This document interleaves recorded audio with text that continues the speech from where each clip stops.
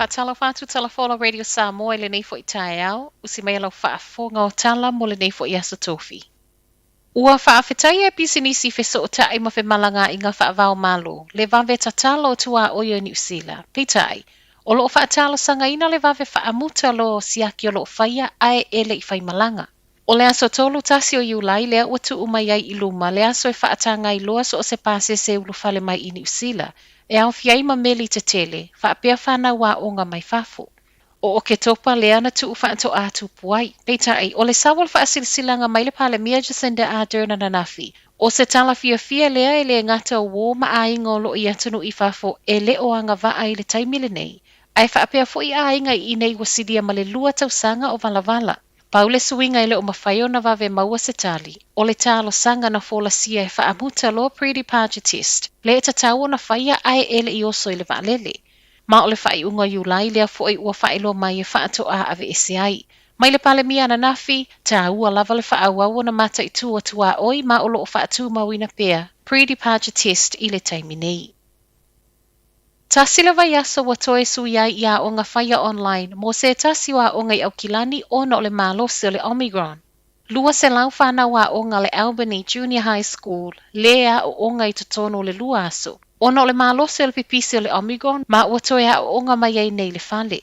I lunga le openga ta wha ilangi e le haonga, e le o whana uma wa maua le wha mai, peitai, e iai isi wa mo o mia le wha anofo e sea, po o nisi lava fo I o mafu anga. Ua whaiai ma le whaai unga o le a mata o onga online mai le so, mo le fitu aso. E le o whaingo fie le pulengo le a onga peitai o lo mawhana whana, e ma whaio na usita ia e whanau le neisuinga mo le pui puia o tangata uma. E le to e fo I pe whaalangolango ni usila I tangata whai ngā luenga o mai atunu I whafu, a e le leito tongi, po le maua lalo fo I o anga vaa.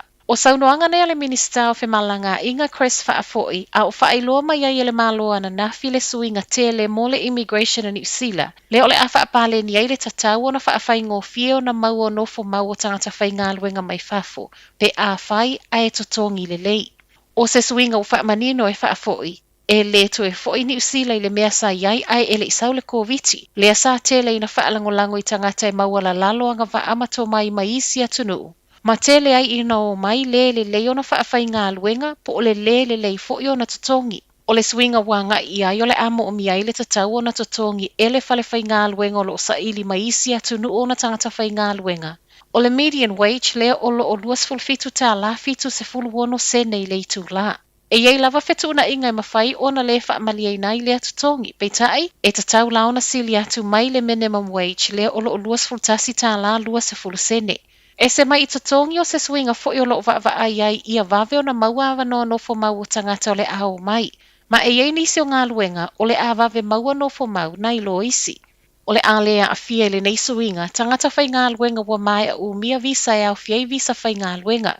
Mai le taita e le National Christopher Luxon o ni swinga le lei peitai e ono le vave maua visa ono o le tuai o ngā luenga le immigration. Ua ioi Southland District Council le si le visitor le via si Stewart Island I le sefulu lima tala, mai le lua afe lua sefulu lima. O le ena o le lima tala le levi le taimi nei, ma o le tau lea e le I toe suia talu mai le lua afe sefulu tolu. O le tai ona nafi na palo tai councillors ma ioi nai, ua tatau ona si le sefulu tala I le masino o ke topa o le lua afe lua sefulu tolu. Ona toe tuule ilunga le sefulu lima tala mai a o ke topa o le lua afe lua sefulu lima. Ai ele I whaiel palo tāna nafi. Mai whaatala noanga na whaia tālu ai, na langolango ai el community lau tele le si, ai awana I se fulu lima tāla. O le masina fawetu I nalo I atu ai, I le council le whaai unga. Tala mule mulu le tae ao, ua toe tu atu I tua le umia whaangaio I ai talo sanga mo visa o le one-off resident lua afe lua sfultasi. O le fuafuanga sa iai, e tatau ona whaangaio I le valu se fulu pasene o talo sanga. E tūsale ma le se lau se fulu wafe I totonu o le se fulu lua masina whaangata ia mate o le lua afe lua sefulu tolu. Pei tai reportia le Herald, e na o le afa o lea whaino mera lea ua mawhai ona ausia. Ta o tino le minister Whemalanga Inga Chris Whaafo ia na nafi, o le atu wai, ma o lea ua toe whaapopo ai le isi ono masina. E reportia le imamau atu o lea ua o le lima masina e whaangaio iai le visa tafau. Fesilinga ila so upo vaenga fe malanga inga le National Erica Stanford le tūlanga o yele au whainga luenga le immigration whaapea taimi o loo whaelo mai e whaatali ai tālo sanga.